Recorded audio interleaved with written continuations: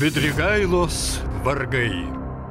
1430 metais Trakuose miršta Vytautas. Taip ir nesulaukęs karūnos, taip ir nepalikęs savo įpėdinio. Jogailos sūnus buvo dar per jauni valdyti šalį, todėl į sostą įžengė senas Vytauto konkurentas Švitrigaila. Sėdęs į sostą, šis kunigaikštis ėmė tvirta ranka valdyti valstybę ir siekti to, ko negavo Vytautas – karūnos.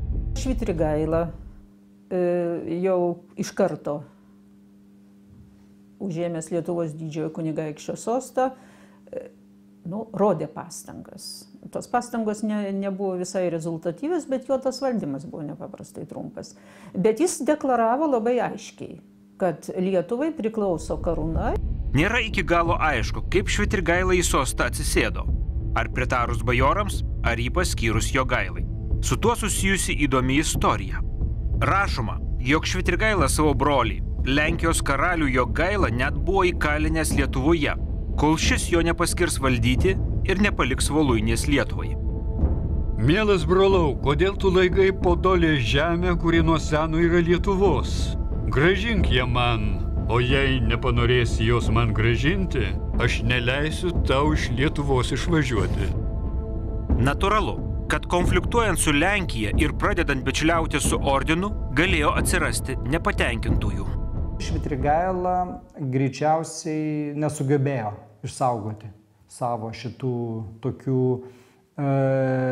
valdžios svertų savo rankose, ar dėl santykių, tokių iš tiesų labai suintensyvėjusių draugiškų santykių su ordinu ir visiškai kontaktų su Lenkija nutraukimo, ar dėl kitų dalykų, akivaizdžiai atsirado grupė stipri diduomenės grupuotė, kuri norėjo jo nuvertimo.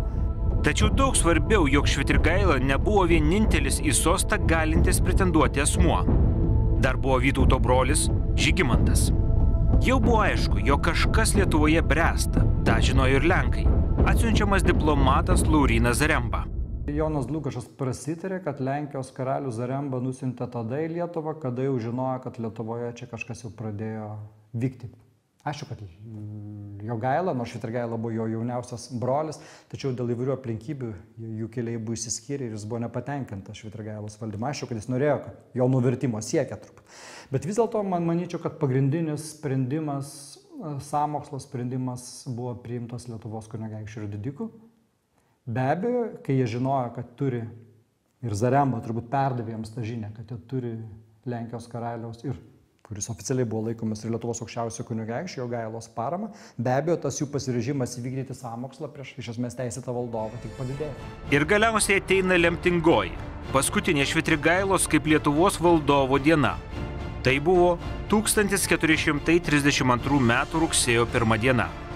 Ašmenos dvare sąmokslininkai užpuolė Švitrigailą. Šis spėjo pasprukti ir pasitraukti į rusėniškasias Lietuvos žemes.